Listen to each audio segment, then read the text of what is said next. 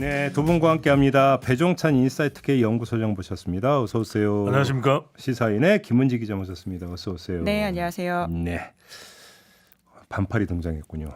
그렇습니다. 여름입니다. 이제 봄도 끝났고 여름으로 접어드는 겉옷이 하나 있긴 합니다. 아 그런가요? 예. 여름엔 시선 집중이죠. 왜 또? 시선 분산. 시선 분산입니다. 네. 여름엔. 영혼이 없으니까 막히잖아요 지금. 네, 얘기가. 알겠습니다. 네, 알겠습니다. 바로 그래 본론으로 들어가겠습니다. 네. 산술적으로 분석을 하기 때문에 또 여론조사 결과를 얘기해야 되는데 갤럽 조사네요. 지난주에 나온. 그렇습니다. 지난 9일부터 11일까지 한국갤럽이 자체적으로 실시한 조사이고요. 자세한 사항은 중앙선거론조사 심의위원회 홈페이지에서 확인 가능합니다. 여기서 보면은 대통령 직무평가 긍정 35, 부정 59. 네. 정당 지지도 국힘 35, 민주 32, 무당 28. 한일 정상회담에 대한 성과 있었다 33, 없었다 49. 네. 이렇게 나왔는데 이거 다 빼고 예. 지금 주목할 점은 20, 30대 민주당 지지율 추이인데 많이 빠졌다면서요. 그렇습니다. 이렇게 흐름을 조금 우리가 먼저 이야기를 해볼 필요가 있는 게 김원지 기자께서도 정리를 잘 해오셨는데 원래 20대, 30대는 전통적으로 보면은 뭐 5년 전, 10년 전, 뭐 가까이는 한 4년 전, 3년 전만 하더라도 더불어민주당 지지 성향이 강했거든요. 근데 이제 결정적으로 지난 문재인 정부에서 이제 LH 사태 이후에 2030 세대에 이제 민심 변화가 있었고 그걸 좀 이제 주도해서 보수 쪽으로 옮겨가게 만든 역할을 한 것이 이제 뭐 2대남이 됐든 3대남이 됐든 이준석 전 대표 역할이었고요. 하지만 이준석 전 대표와 윤석열 대통령 또 윤핵관 사이에 대충돌이 발생하면서 이제 우직권 2030 세대의 지지가 이제 이탈했죠. 국민의힘으로부터. 그게 이제 무당층으로 빠진 것도 있었고 더불어민주당 쪽으로 옮겨온 것도 있었는데 그래서 대체적으로 한 1년여 가까이는 2030 세대가 대체적으로 민주당 지지 성향이 강했어요. 그런데 이번에 이렇게 된 것은 이들이 좀 민감하게 영향을 받을 수 있는 뭐 돈봉투 리스크나 또는 김남국 의원의 탈당을 했죠. 김남국 의원의 이 윤리성 도덕성 코인 논란. 이 부분이 가장 결정적인 영향을 준 것으로 보입니다. 아무튼 민주당 지지율을 보면 20대에서는 12%포인트가 빠졌고 네. 30대에서는 9%포인트가 빠진 거니까. 그러니까 갤럽 기준으로는 20대에서 만 18세 이상이긴 합니다. 20대가 19%입니다. 네. 그런 거예요. 20대, 30대 지지율을 볼 때는 그러니까 단기적인 요소들도 굉장히 많지만요. 그러니까 핵심적으로 봐야 될 부분은 변동성이 크다라고 하는 것 같습니다. 그러니까 이번 주는 이런 이슈 때문에 이렇게 좀 움직이기도 하지만 또 다음 주에는 또 어떤 이슈에 따라 가지고 움직일 수도 있다라고 하는 지점이거든요. 그러니까 큰 틀에서 그러니까 스윙 보터라는 지점이 크다라고 봐야 될 것 같고요. 우리가 흔히 이제 여론조사 지표를 볼 때 40대, 50대는 좀 친민주당 성향이 강하다 이렇게 보이는 경향성이 있고 60대 이상, 70대는 특히나 이제 국민의힘의 완전 이제 지지세가 강하다라고 하는 것들을 알 수가 있잖아요.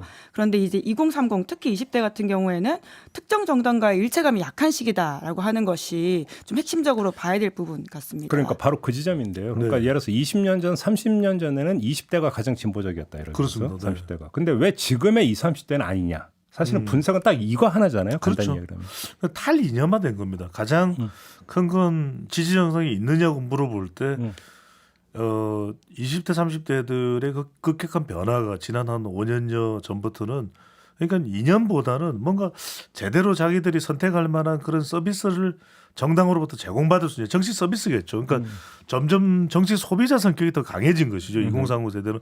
왜냐하면 우리가 항상 이야기를 할 때 이제 이념으로 구분할 때 진보 보수로 구분하는데 그 경계선이 모호해진 겁니다. 2030 세대는 오히려 그들의 일자리 문제 또는 집착만 하는 문제, 이런 문제, 또 재테크 문제. 그러다 보니까 이제 가상자산이 20대들에게 굉장히 큰 또 관심을 끈 이유기도 한데. 그러니까 진짜로 많이 했더라고 20대. 그러니까요. 근데 이제 실제로도 그렇습니다. 그 통계 자료 나온 걸 보면 20대, 30대가 다른 연령대에 비해서 많아요. 근데 이제 실제적으로는 20대, 30대들이 충분한 자산을 가지고 있을까? 그렇지는 않은 겁니다. 그러면 대부분의 자기 자산을 거의 몰빵하다시피 했을 텐데 그런데 정작 그런 자산, 가상화폐 이 거래 이 상황 속에서 뭔가 이익을 얻은 사람, 수익을 얻은 20대가 2030 세대가 뭐 좀 제법 될까? 그렇지 않은 거죠. 그런데 이제 그 상황에서 LH 사태가 터지고 이러면서 이거는 우리 부동산도 어떻게 뭐 살 수도 없는 세대야. 그러니까 자포자기하게 되죠. 우리가 그래서 7포 세대, 10포 세대 이야기가 나왔던 것이 최근에 2030 세대였고요. 그러니까 이제 지극히 탈이념화되고 탈정치화된다. 그러니까 이제 기성세대가 이 개념을 아느냐가 중요해요. 욜로. 우리 김종배 앵커는 잘 아시잖아요. 대한민국 대표 간판 앵커시니까 욜로 그러면 You only live once. 에이, 인생 한 번 사는 거야. 그러니까 이제 그들의 인생을 즐겨야 되는 그 이유가 있는 거고. 또 하나 파이어족 아십니까? 파이어족. 캠파이어 좋아하는 거예요? 아 정말. 은퇴. 그렇죠. 파이어족. 그렇다고 볼펜까지 집어들죠 그래요. 그렇게. 알 줄 알았죠. FIR인데 Financial 발음이 안 좋으니까 그런 거잖아요. 발음이 안 좋아서. 네. Financial Independence, 네. Retire Early, 그죠? 맞죠? 네, 굉장히 지금 비웃잖아요 발음을 지금. 아니 전혀 알겠습니다. 그렇지 않습니다. 네. 예, 네네. 예. 제가 된장 발음인데 그런데 여하튼간에 중요한 건 이런 젊은 세대들의 이 성향, 이 넷플릭스를 좋아하고 공중파보다는 더 관심이 많고 또 차박을 하고 싶어하고 이들 세대에 대한 공감대가 전혀 없는 정치권에 대한 대분노 이런 차원으로 봐야 되겠죠. 김은지 기자는 어떻게 보세요? 제가 2030 세대에서 가장 앞단에 있는 사람으로서 좀 말씀을 좀 드려보면요. 그러니까 저도 사실 코인을 해본 적은 없지만 지금 세대 특히나 20대들한테 코인이라고 하는 것은 그 윗세대가 가지고 있는 부동산에 대한 감각과 비슷하지 않나라는 생각이 듭니다. 그러니까 문재인 정부에서 부동산 이슈와 관련해 가지고는 가격이 아주 크게 올랐을 때 30대 그 후반부터 시작해서 가지는 그 절망감이라고 하는 게 꽤 크지 않았습니까? 그런 것들이 결국은 선거에까지 영향을 미쳤다라고 하는 것이 있는데요. 사실 부동산에까지 접근할 수 없는 20대 세대들의 자본금 수준에서 이제 코인이라고 하는 것은 굉장히 부동산에 대한 욕망의 다른 버전일 수 있다라고 하는 것이죠. 그런 지점에서 지금 김남국 의원이 뭐 실제적으로 어떤 수익을 어떻게 실현했는지는 밝혀지지는 않았지만 그 어떤 그 최대치의 수익과 그리고 그 관련해서 어떤 법에 접근할 수 있는 권한 같은 것들에 대한 감각이라고 하는 게 어떻게 저렇게 저 사람은 상황이 저렇게 됐는데 내 상황, 내 지금 전자지갑에 들어있는 자기 상황들을 보면 굉장히 비교가 될 수밖에 없는 어떤 허탈감이라고 있는 것 같고요. 그리고 이제 무엇보다도 지금 이제 2030 세대는 이 선진국에서 태어났지만 IMF를 겪었고 세월호를 겪었고 이태원을 겪어왔던 세대다라고 하는 지점에서 굉장히 각자 도생을 체화할 수밖에 없는 세대라는 생각이 듭니다. 그러니까 앞전 세대들은 한국 사회가 계속해서 발전해왔기 때문에 적어도 오늘이 힘들지만 내일이 나을 거다라고 하는 기대감으로 세상을 살아갈 수 있었다라고 한다면요. 지금 세대들은 그런 것들이 굉장히 없다라고 하는 것이 있고요. 경제 전망이 굉장히 낮다. 뿐만 아니라 그런 과정에서 국가가 어디 있었냐라고 하는 경험들을 굉장히 여러 차례 해왔다라는 것이죠. 그렇기 때문에 특정 정당에 대한 어떤 일체감보다는 내가 알아서 내 스스로 나를 구해야 된다라고 하는 그 감각들이 굉장히 정치를 대하는 아주 실용적이라고 하면 좋게 말하면 실용적이고 나쁘게 말하면 아주 좀 냉소적인 감각들이 있지 않을까라는 생각이 듭니다. 그러니까 저는 절대 2030 세대를 야단쳐서는 안 될 것 같아요. 왜냐하면 지금 자칫 잘못하면 기성세대에서는 야 우리 때는 어땠는데 라떼는 말이야. 근데 이렇게 접근을 하기 시작하면은 한도 끝도 없고 갈등만 유발되거든요. 근데 저는 이 김종배 앵커께서 말씀하셨던 대로 2030 세대를 우리가 어떤 방식으로 이해하느냐가 중요한데 굉장히 상대적 박탈감을 크게 느낍니다. 왜? 니들이 다 해먹었잖아. 기성세대는 다 해먹고 우린 뭐가 없어. 이 열패감이 굉장히 강하거든요. 왜냐하면은 뭔가를 해보려고 해도 인프라가 안 됩니다. 재정적인 인프라, 사회적인 인프라. 지금은 어느 뭐 대학을 어디 나오고 했다고 해서 취업이 되는 것도 아니고 그리고 또 그 취업을 했다고 해서 안정적이지 못하다 보니까 김종배 앵커가 모르는 개념인 파이어족도 나오고 있거든요. 그러니까 왜 그러냐면 사람들이 어차피 일자리가 어떻게 될지도 모르겠다. IMF 외환위기에 그런 상황이 벌어지니까. 그러다 보니까 요새는 그냥 뭐 탕진제입니다. 내 돈 그냥 다 써버리고 욜로족 아니면 지금은 좀 그렇지만 거시기 하지만 빨리 어떻게든 자기가 돈을 빨리 벌어서 독립을 해서 은퇴를 하겠다. 이런 생각을 가지고 있는 건 젊은 세대들이 아마 김원지 기자가 시사인에서도 특집 기획 심층 탐사 조사를 했을 텐데 약간 대한민국의 니즈 시절이 좀 지났다 이런 생각도 하는 것 같아요. 그러니까 문화적으로는 여전히 우리가 강대국인데 경제적으로 뭔가 좋은 기회가 다 지나간 거 아니냐. 이미 기성세대가 부동산 꽉 쥐고 있고 주식 쥐고 있고 CFD 나온 거에 대해서 굉장히 젊은 세대들은 굉장히 비판적이거든요. CFD에 대해서도. 그런 걸 보면은 좀 기성세대가 정치권 중심으로 해서 총체적으로 양보해야 되는 문화 필요할 것 같아요. 우리 젊은 세대들에게 더 많은 기회를 주고 공정한 기회를 주고. 근데 그게 없다 보니까 아마 기억나실 겁니다. 인천공항공사 정규직 문제도 굉장히 큰 파장을 일으켜서 근데 그 이제 쌓이고 쌓이다 보니까 지금과 같은 현상이 있는 거죠. 내가 누굴 지지해? 아무도 지지 안 해. 난 나도 지지 안 해. 그런 상황이 벌어져. 뭐 이제 그럼에도 불구하고 지금 이제 표심들을 보면 조금 더 이제 야권 지지 성향이 강하다라고는 볼 수 있는 것들이 그렇죠. 있는 것 같은데요. 왜냐하면 지난 이제 5월 첫째 주에 한국갤럽이 내년 총선 전망을 했었거든요. 그 여전히 그 뭐 민주당이라든지 국민의힘에 대한 지지가 낮고 무당층 지지가 높다라고 하더라도 현 정부 지원을 위해서 여당 다수를 선택하겠다라고 하는 건 29%이고요. 정부 견제를 위해서 야당 다수를 당선시키겠다라고 하는 것은 58%입니다. 그러니까 꽤 차이가 많이 나게 지금 정부 견제로는 힘을 실어주고 있는 게 지금 또 20대 여론이거든요. 이제 그런 걸 봤을 경우에는 그러니까 굉장히 현 정부에는 비판적이지만 마음 둘 곳이 없다 이렇게 봐야 되는 지점들이 꽤 커 보입니다. 그리고 그런 실용적인 태도들이 윤석열 정부의 특히 69시간 노동시간 개편 이슈에 있어서 굉장히 큰 실망감을 드러냈다. 이런 것도 있고요. 그러니까 이게 시간을 한 1년 전으로 돌려서 갤럽 조사를 보면은 20대에서 국민의힘이 더 높거나 윤석열 후보가 더 높은 경우도 있거든요. 근데 그 이야기는 뭐냐면 일단 레버리지가 있었다는 거죠. 그러니까 젊은 세대의 목소리를 적극적으로 듣는다라고 인식될 수 있었던 것이 이준석 전 대표가 있었죠. 그러니까 결과적으로는 이제는 청년이 직접적으로 자기들을 그러니까 간접적으로가 아니라 직접적으로 대변을 할 때 그 효과는 분명히 있는데 민주당 같은 경우에도 이번에 이제 20대가 이탈하는 큰 이유가 김남국 의원이 자신들을 대변해 줄 줄 알았는데 그렇지 못한 것이 저는 일종의 상대적 박탈감처럼 인식될 가능성이 상당히 높은 거죠. 근데 저는 이제 청년 정치인이 청년 정치의 대표 주자이냐라는 지점에서는 이제 우리가 이 실험을 10년 정도 해봤고 거기에 대한 평가는 좀 더 필요한 지점이 있다라는 생각이 드는데요. 그러니까 청년 정치인의 본격 등장이라고 하는 것은 2012년에 슈퍼스타 K 방식으로 그렇죠. 김광진, 장하나 의원이 등장했던 것이거든요. 그때 이제 실질적으로 청년의 목소리는 청년이 더 잘 대변할 수 있다 이런 흐름이 있었었고 그 외부에서 영입 인사 방식으로 들어가는 것에 대한 비판이 있자 2020년에는 그럼 내부 인사를 뽑자라는 식으로 해서 민주당에서는 전용기 의원이라든지 장경태 의원이 청년 몫으로 정치를 시작한 바가 있습니다.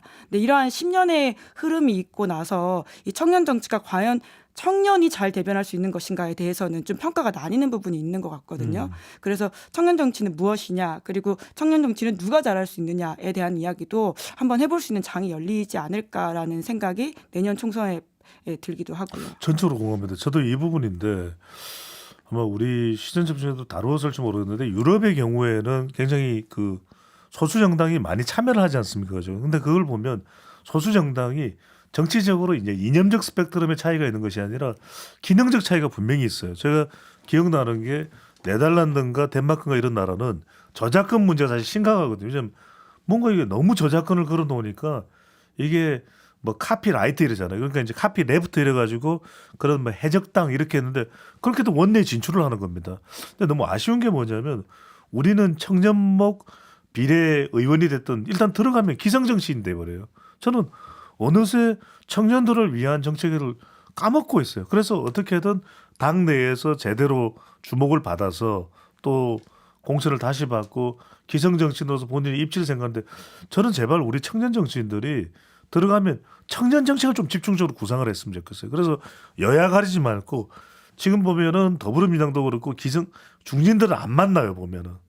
그러니까 저는 오히려 젊은 세대들은 젊은 정치인들은 서로 만나라 이거죠. 서로 만나서 오히려 청년 정책을 법안을 공동 발의해도 되잖아요. 저는 오히려 청년 의원들이 뭉쳐서 청년들을 위한 근로시간제에 대해서 우리가 직장 갑질을 막을 수 있는 그런 법안들을 정말 여야가 한 목소리를 청년 의원들이 내면서 제안을 한다, 제시를 한다. 그렇다면 누가 뭘 할까요? 근데 될까요? 그러니까 물론 너무 경험치 갖고 말씀드려서 죄송하긴 한데 네. 최소한 제 기억으로는 3번의 지난 총선에서 청년 이야기는 항상 화두였어요. 그러니까요. 네. 총선 직전에 공천 단계에서부터. 근데 총선 끝나면 싹 사라져 버려요. 돼지꼬리 2개. 그게 지금까지 어떤 10여 년의 어떤 역사 아닙니까? 그죠? 근데 제가 볼 때는 이거는 정당이 기만적이고 이런 성질의 문제도 있지만 꼭 그렇게만 볼 수 없는 부분이 있어요. 뭐냐면 청년 세대만 따로 떼어서 정책적으로 특화할 여지가 별로 없어요. 대한민국 사회 구조는 저는 그렇게 보는데요. 예를 들어서 일자리 문제는 청년만을 위한 일자리 정책이라는 게 사실은 나오는 게 너무나 한계가 뚜렷한 거죠. 왜냐하면 그건 결국 기본적으로 산업 구조의 문제고 노동시장의 문제인데 그걸 청년 정책으로 접근에 들어간다고 해서 뭔가 새롭게 묘소가 나올 수 있는 성질의 문제가 별로 없다라는 것이죠. 그다음에 청년주택도 마찬가지죠. 그것도 결국은 부동산 전체 구조에서 나와 있는 부분인데 거기서 그렇다면 뭐 특화된 청년 어떤 주택 정책을 따로 뽑아서 그것만 할 수 있다? 못하는 거죠. 그러니까 선거 때는 이빨림으로 다 이야기를 하는데 네. 막상 들어가 보면 벽에 뭔가 봉착하는. 그래서 그러면 나 몰라라 해버리는 이런 어떤 그 악순환의 반복 아닙니까? 이것이 오히려 그런 과정에서 청년들이 더 정치에 대한 신뢰를 잃어버린 거 아닌가요? 아니 그래서 이제 충분히 그 김정배 앵커의 말씀에서 공감하면서 그러면은 저는 적어도 같은 정책을 논의할 수밖에 없다. 청년 정책만 부동산 정책이 됐든 일자리가 됐든 따로 떼어놓을 수 없다면 적어도 충분한 목소리를 낼 수 있는 자리라도 주자 이거죠. 저는 그런 점에서 저는 두 분의 말씀을 부정하는 게 아니라 더 근본적인 이런 부분이 있는 것 같아요. 어떤 특정한 정책을 하게 되면은 그러니까 예를 들어서 어떤 정당에 대한 충성도가 상대적으로 떨어진 20, 30대 같은 경우는 이슈 민감성이 높기 때문에 네. 정책을 폈을 때 어떤 그것의 어떤 그 효용성이 커지는 것은 맞아요. 그러니까 그거를 부인하지는 않지만 가장 근본적으로 의식의 그 기저에 뭐가 깔려 있는가에 문제가 있는 건데 여기서 지금 비어 있는 부분들이 있다라는 것이죠. 그러니까 좀 또 이 비유를 들어서 죄송하지만 저희 세대에게서는 모든 걸 광주가 지배해 버렸거든요. 다른 어떤 그 어떠한 것들을 갖다 대더라도 광주라고 하는 어떤 그 거대한 역사적 상흔 속에서 모든 것들이 여기서부터 판단잣대가 이루어지고 정치 세력에 대한 판단도 여기서 이루어지는 여기부터 시원이 이루어지는 부분들이 있었다라는 거거든요. 자 그런 점에서 지금의 20, 30대, 20대와 30대를 같이 묶어야 되는 건지도 잘 모르겠지만 네, 그 부분 굉장히 중요하다고 생각합니다. 그러니까 네. 그럼 20대와 30대에 있어서 어떤 그 세대에 있어서 공통된 그러니까 세대론이 나오는 가장 주된 이유는 뭐냐면 세대의 어떤 그 공통된 경험이 있다라고 하는 것을 전제하는 개념이죠. 그렇죠. 세대론이라고 네. 하는 것은. 그래서 공통된 경험이라는 것은 공통된 의식을 형성한다라는 걸 깔고 있는 거예요. 근데 그게 있느냐의 문제죠, 지금. 이게 없으니까 뭐냐면 그때그때의 계기적인 이슈에 계속 그러니까 왔다 갔다 하면서 스윙 보터질 같은 현상이 나타나는 것이다. 결국은 어찌 보면 의식의 근저의 그 부분에 대해서 이제 정당이 착목을 해야 되는데 이게 안 되고 있는 부분들이 있다는 것이죠. 그러니까 국가란 무엇인가라고 하는 키워드에 있어서 그걸 채워주는 정당이 아직 정확하게 없다라고 하는 것들도 좀 지적해줄 필요가 있는 것 같은데요. 그러니까 제가 20대와 30대를 좀 구분해서 봐야 된다라고 하는 지점도 그와 관련돼 있는데 사실 30대 앞단에 있는 저로서는 노무현 전 대통령의 탄핵이라고 하는 것이 지지하는 그러니까 정치적인 색깔과 상관없이 굉장히 충격적인 정치적 경험이라고 할 수 있거든요. 그러니까 현직 대통령이 현 정부에 들어가지고는 여러 가지 상황을 겪다가 스스로 그렇게 됐다라고 하는 것은 굉장히 충격적인 일이고 그날 무엇을 했는지도 굉장히 잘 기억이 납니다. 이제 그 정도로 아마 집단적인 물론 이것은 단순히 저만이 아니라 대부분 그 시절을 살았던 사람들의 중요한 기억 중에 하나일 텐데요. 그런데 지금 이제 30대 앞단에 있는 사람들로서는 노무현 대통령의 죽음이라고 하는 것이 하나의 정치적 경험을 형성하는 데 집단적 체험이 될 수 있다고 보는데요. 지금 20대들한테는 과연 이제 그러한 기억들이 있을까라고 하는 지점에서는 여러 가지 좀 의문 혹은 뭐 좀 찾아봐야 될 것들이 있다는 생각이 드는데 그렇죠. 아까도 말씀드렸던 것처럼 제가 지난주에 어떤 토론회 가서 이관우 이제 건국대 교수가 하신 말씀이 굉장히 인상적으로 들었었는데요. 지금 세대들을 이제 자기가 대학에서 강의할 때 돌반지가 없는 첫 세대다 이렇게 이야기를 하시더라고요. 그래서 학교에서 강의를 하고 그 친구들의 정치적 경험들을 부모를 통해서 써오라는 이야기를 했는데 그 친구들이 하나같이 이제 16년 1월 17년에 이제 대학교 새내기가 된 친구들인데 부모로부터 들었던 자기 첫 이야기들이 네 돌반지를 IMF 때 국가에 반납했다라는 이야기를 많이들 했다라고 해요. 그렇죠. 네. 네. 외환위기, 금모으기. 예, 그렇죠. 그러니까 돌반지가 있었지만 국가가 어렵고 망할 수도 있는 계기가 되어서 그거를 가져다 냈고 그 이후에 어떤 커다란 위기 극복 서사를 가지고 있지만 그럼에도 불구하고 국가가 늘 중요한 때 보이지 않았다라고 하는 것이 그 친구들의 어떤 경험적 서사에서 중요한 출발점이다. 그리고 그 세대를 이해하는 하나의 키워드다라는 이야기를 이야기를 했는데요. 그러니까 여전히 계속 강조드리지만 그 세대한테는 각자 도생이라고 하는 키워드가 굉장히 좀 중요한 원체험이고 공포일 수도 있고 그렇기 때문에 정치와 정당의 역할은 거기서부터 좀 출발해야 되는 게 아닌가라는 생각을 가지고 있습니다. 저는 이 말씀을 꼭 드리고 싶은 게 왜냐하면 왜 그러면 각자 도생일까? 저는 어떤 세대를 뭐 기성세대냐 아니면은 청년세대로 구분하는 것도 불필요할 수도 있고 하지만은 저는 이런 부분들을 왜 정치권에 대한 대혐오, 젊은 세대들의 분노가 있을까? 그러니까 이들이 뭔가 집단 의식을 통해서 그런 정치 의식을 체득하지 못했던 탓일까? 저는 그렇게 보는 것이 아니라 뭐냐면 전혀 기성세대가 귀 기울이지 않은 거예요. 그냥 기성세대가 너무 바빠서 자기 욕심을 차리고 자신의 입신양명을 하기 위해서 그냥 뭐 발에 땀이 나도록 뛰어다니다 보니까 그걸 뭐 탓할 수는 없겠죠. 하지만 어느 순간 사실상의 이 공간적인 공유는 하고 있지만 정신적인 공유는 없는 거예요. 그러니까 학교 방금 전에 교수님 말씀하시는데 제가 이렇게 정치권에서 분석을 하다가 학교 교수님 만나서 젊은 세대 이야기 들어보면 딴판인 거예요. 근데 굉장히 건전한 생각들을 하고 있어요. 굉장히 공정한 생각들을 하고 있어요. 굉장히 또 미래지향적인 생각을 안고 있거든요. 저는 그걸 받아들이자 이거죠. 받아들여서 우리가 가지고 있던 기득권을 안 내려놓으면 저는 이 청년과의 단절, 2030 세대의 정치에 대한 어떤 패망감 이게 안 사라질 것 같거든요. 그러니까 한때 이런 이야기가 나오더라고요. 자꾸 힘내라고 이야기하지 말고 진짜로 좀 힘을 줘라. 자꾸 돈 벌라고 이야기하지 말고 돈 좀 줘라. 돈을 벌 수가 없으니까 돈 벌 수 없는 사람한테 자꾸 돈 벌라 그러면 벌 수가 있냐. 저는 그래서 부동산 없는 사람들한테 자꾸만 아파트 열심히 해서 장만하라 이렇게 이야기하는 게 희망 고문이거든요. 그럼 아예 그래도 어느 정도 현실적으로 집을 살 수 있는 방법이 뭔가를 이게 이 지금 정치권에 있는 사람들이 책임지고 있는 우리 사회 리더들이 해결책을 마련해 줘야 되는 거 아닌가라는 거죠. 근데 뭐 20대가 어떤 세대다라고 아직 뭐라고 할까 규정하기에는 좀 빠른 시점이라는 생각도 좀 드는 게요. 그러니까 누구의 집토끼도 아닌 산토끼이긴 하지만 이 시간이 지나서 어떤 경험이 축적되면 어떤 경향성을 가질 수는 있다라고 봅니다. 이제 그렇기 때문에 양당 모두가 좋은 경쟁을 해서 이 세대들한테 좋은 어필을 할 수 있게 만들어야 된다라고 하는 것인데요. 왜냐하면 제가 이제 해외에서는 그런 논문들이 꽤 나왔다고 들었는데 그 투표는 경험이라고 하거든요. 그러니까 첫 경험을 통해 가지고는 그것이 누적되고 그 경로 의존성을 갈 가능성이 크다라고 하는 것입니다. 이제 그렇기 때문에 지금의 20대들이 오히려 산토끼다라고 하는 것은 양당 모두에게 되게 좋은 인센티브를 가져갈 수도 있는 지점이 있는 것이죠. 하지만 지금 그러지 못하기 때문에 비판을 받고 있는 것인데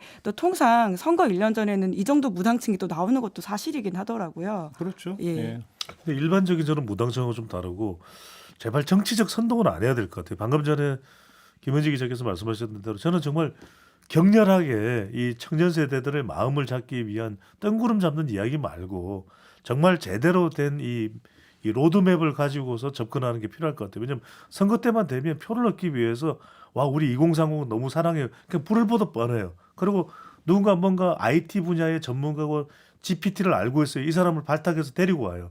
그러면서 이 사람을 영입했습니다. 네, 영입했네라고 이야기하는데 그 사람이 정작 그런 적임자가 아닌 거예요. 그러니까 저는 그런 걸 재탕삼탕하지 마라. 그래서 이 아마 이 김종배 앵커께서 기억나실 거예요. 미국의 2000년대 초반에 돌풍을 일으켰던 하버드 딘 난리가 났어요. 하버드 딘 이 사람은 대통령 되는 거는 당연한 거고 젊은 세대들이 하버드 딘이 가는 곳마다 다 몰려다녔어요. 근데 이 사람이 민주당 경선에서 존 케리한테 아이오와 경선에서 딱 지고 나서 무슨 얘기예요? 멘붕이 온 거예요. 이 사람도 한참 이 청년들을 막 미래의 꿈 가지고 선동을 했지만 자기도 대안이 없는 거예요. 그러니까 막 엉뚱한 소리 하다가 그 뭐 급전직하해 버렸거든요. 그래서 저는 정말 이 뿌리 깊은 마음에서 나오는 제대로 시간이 걸려도 좋으니까 1년, 2년 걸려도 좋으니까 제대로 된 걸 가지고 덤벼라 정치권에서. 안 그러면 저는 2030 세대들은 저는 이런 생각도 들어요. 2030 세대들이 그냥 기성 정치인들한테 기대하지 말고 자기들의 자체적인 정치 조직을 만들라. 그래서 청년당, 청년민주당, 청년의 힘 만들라 이거죠. 근데 이제 세대론 이야기할 때 제가 이제 하나 좀 주의하는 것은 뭐냐면, 그러니까 20대가 뭔가 더 특별하고 다르다라고 하는 것에서 너무 거기 갇히면 안 된다라는 생각도 드는데요. 물론 그 세대별 집단적 경험이 다르기 때문에 가지는 가치의 우선순위는 차이가 있을 수 있겠지만, 예를 들어서 공정 이슈라든지 내로남불 이슈에 민감한 거는 사실 모든 세대가 그렇습니다. 어떤 특정 세대가 더 민감하다 이렇게 보는 것은 오히려 다른 역편향을 만들 수도 있다는 지점에서인데요.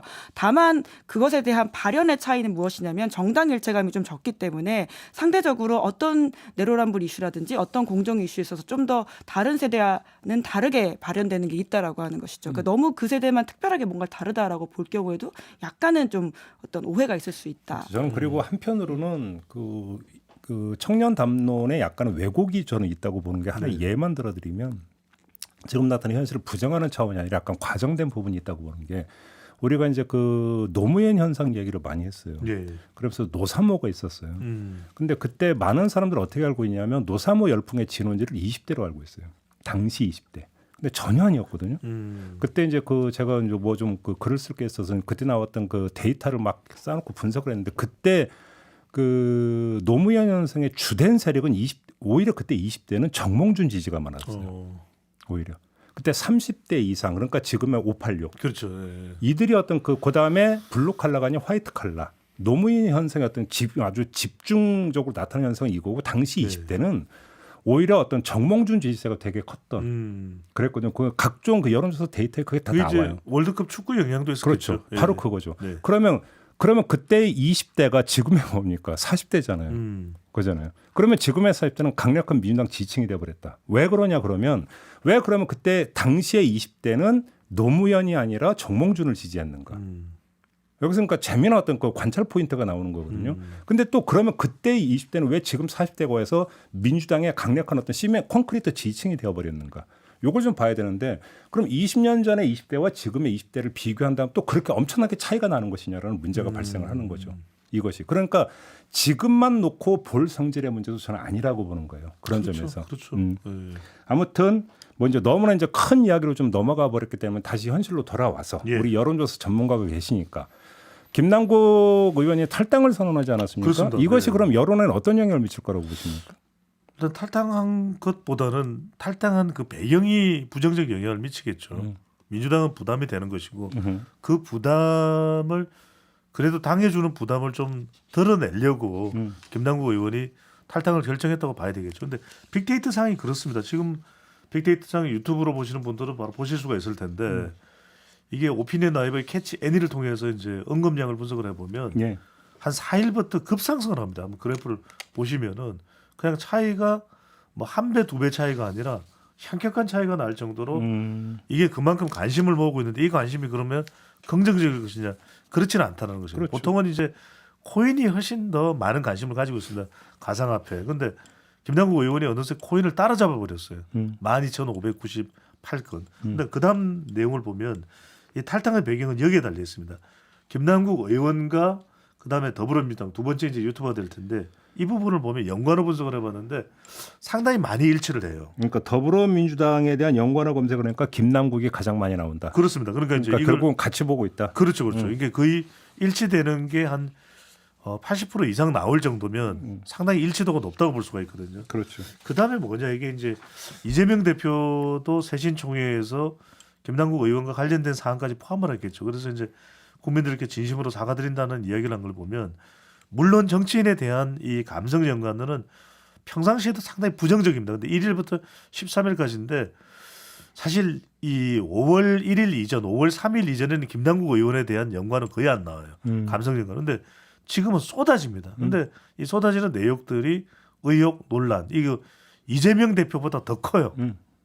그러니까 지금 이재명 대표나 송영길 전 대표보다도 감성 연관의 부정적인 내용이 더 비중이 이 글씨가 크면은 그 비중이 높다라는 것이거든요. 근데 의혹, 논란 글자를 봐더라도 논란은 상당히 차이가 나거든요. 이재명 대표와. 그다음에 하나 더 보시면 결국 이거는 뭐 여론조사는 아닌데 이제 긍부정 비율 추이입니다. 자, 이재명 정치인은 대체적으로 낮다라는 말씀을 드렸어요. 이재명 대표가 22%인데 김남국 의원이 12%. 부정은 무려 85.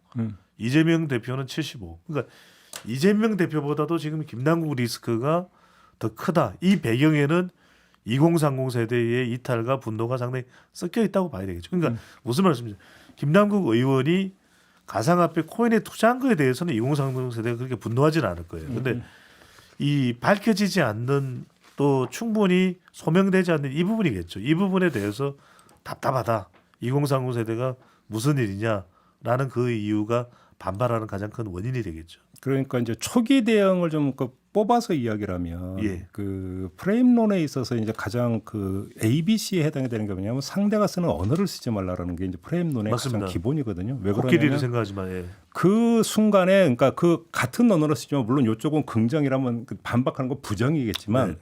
부정적 차원에서 한다 하더라도 이미 거기에 빨려 들어가 버린다. 그렇습니다. 그러니까 네. 갇혀버린다는 이게 이제 프레임 이론의 가장 기본인데 김남국 의원의 초기 대응을 보면 그러니까 뭐 서민 코스프레 얘기가 나왔어요. 근데 아니라고 하면서 장문에 글을 올리면서 내가 아버지로부터 뭐 차를 그러니까 물려봐서 얼마를 탔고 안경을 몇 년을 꼈고 하면서 대응을 그렇게 해 버리는 순간에 어떻게 돼버리냐면 갇혀버리는 거죠. 네. 서민 코스프레라고는 어떤 프레임 속에 이제 딱 갇혀버린 상태에서 모든 것들을 어떻게 바라보게 되는 거냐 내로남불로 바라보게 만드는. 그러니까 예를 들어서 어떤 그 김남국 코인 논란의 진실이 뭐냐 이런 것들을 떠나서 그냥 정치 공학적 측면에서 볼 때 여론에 미치는 영향에 있어서 어떤 대응 전략 요것만 갖고 보더라도 큰 미스가 있었다. 그런 점에서. 그리고 그것이 아까 조금 전에 이제 부정이 한 85% 나왔다는 네. 거잖아요. 결국은 여기에도 상당 부분 영향을 미쳤다 이렇게 봐야 되는 부분이 있을 거라고 저도 그렇게 봅니다. 네. 그러니까 이게 정치인들의 대응이 충분한 대응에 대한 준비가 되어 있지 않으면은 표현을 하면 안 되는데 많은 경우에는 당황하고 어쩔 저쩔 이러면서 이제 상황에 이제 노출이 돼 버리거든요. 그러니까 많은 컨설턴트가 그런 이야기를 합니다. 미국의 경우나 뭐 유럽의 경우도 마찬가지인데 컨설팅을 할 때 첫 번째는 뭐냐면 어떤 사안이 자기가 대답을 못할 사안이면 침묵하라. 일단은 그다음 준비하라. 그다음 대응하라. 이렇게 가는데 김남국 의원에 대해서 많은 기대감이 있었던 그런 상황 속에서 빨리 다급하게 이제 소명을 해야 돼서 그런지 모르겠는데 처음에 나왔던 그 내용 자체가 엇박자였고 그게 이제 계속 이어지는 것이 김종뱅크 말씀대로 굉장히 큰 치명적인 지금 부담이 되고 있는 거죠. 그렇죠. 여론이라고 하는 것은 그 논리에 따라서 입장을 정하고 그 입장에 따라서 지지와 찬반을 밝히는 게 아니라는 거잖아요. 그렇죠. 그것이 어찌 본다면 어떤 감성적으로 들어가면 거기서 직관적으로 파악을 하고 그것이 어떤 감정적 태도를 형성을 하고 그것이 여론으로 귀결이 되는 이런 과정을 거치게 되는 건데 이건 논리의 영역에서는 벗어나 있는 그런 부분이 있거든요. 근데 결국 사실은 어찌 본다면 프레임 이론이라고 거기서 작동하는 거거든요. 맞습니다. 그게 이제 거기서 작동하는 부분인데 이걸 놓쳐버리면 상당히 이제 큰 어떤 적이 발생할 수가 있는 거죠. 예, 아주 짧게 말씀드리면 이제 워싱턴에 가면 이제 K 스트리트라고 그래서 컨설팅하는 회사들이 많이 좀 줄지어 있거든요. 오길비도 있고 근데 그런 데다가 이제 정치인 미국 정치인이 전화를 하면 뭐 사태가 터져서 전화하면 딱 첫 번째 컨설턴트가 하는 이야기가 아무 말도 하지 마. 아무 말도 하지 마. 근데 아무튼 이제 탈당이라고 하는 게 이제 그 제가 볼 때는 민주당한테 그렇게 긍정적인 영향을 줄 거라고도 생각하지 않아요. 왜 그러냐면 탈당의 타이밍과 환경이 전혀 아니에요. 요번 같은 경우는. 근데 본인이 당의 진상조사를 요청해 놓은 상태에서 진상조사가 진행되면 탈당을 선택을 했다? 이건 누가 보더라도 납득이 안 되고 이해가 될 수 있는 결정이 아니라는 거예요. 차라리 그 전에 초기에 그냥 탈당을 선언해 버렸으면 모르겠는데 그게 아니라 본인의 요청에서 물론 이제 뭐 꼭 요청 때문에 진상조사단이 꾸려진 건 아니겠지만 아무튼 본인이 요청을 했고 본인이 적극적으로 응하겠다고 했고 본인이 진실규명의 통로로 당의 진상조사를 본인 입으로 설정해 놓고 탈당을 한다? 그러면 그 얘기가 어떻게 돼버리겠어요? 결국은 진상조사를 회피하는 것으로밖에는 그 비춰질 수밖에 없죠. 김남국 의원의 탈당이라고 하는 게 결국 그렇게 비춰질 수밖에 없고 민주당 입장에서는 탈당을 막을 재간이 없고 제도적으로. 그렇죠. 네. 그러니까 탈당이 돼버렸고 그렇게 되는 순간에 전후 과정과는 상관없이 민주당도 부안내동하는구나 이런 인식이 가버리는 거죠. 이것이. 저는 김은지 기자 생각도 짧게라도 듣고 싶은데요. 진행자. 아니 어떻게 생각하실지 궁금해서 많은 팬들이 있으시니까. 네. 네, 말씀하시는 거에 굉장히 동의를 하고요. 그리고 이제 어제 여튼 새신의총에서 결의한 부분들이 있어서 계속 조사를 이어가겠다고 했잖아요. 많은 사람들이 거기에 대해서 좀 의문을 제기하고 있는데 그 의문을 좀 뛰어넘게 조사할 수 있는 모습을 보여주면 좋겠다라는 생각이 듭니다. 바로 이제 그러니까 그 2차 지점이 거기에 있죠. 니네 조사하는데 뭘 조사했는데 이렇게 나올 가능성이 있죠. 결과가 나오면 아무튼 근데 이제 결과가 어떻게 제가 볼 때는 어떻게 뭐 완벽할 수는 없을 거라고 봐요. 네. 근데 얼마나 이제 단호한 목소리로 담는가 제가 볼 땐 그게 중요한 것 같습니다. 알겠습니다. 자 오늘은 이렇게 뭐 정리를 하고 마무리를 하도록 하죠. 네. 네. 파이어족 알아. 볼펜까지 집어던지고 말이야 진짜. 불이라고 생각하신 거 아니에요? 파이어. 캠파이어. 네. 마무리하겠습니다. 두 분 수고하셨고요. 저도 물러가겠습니다. 고맙습니다. 감사합니다. 고맙습니다.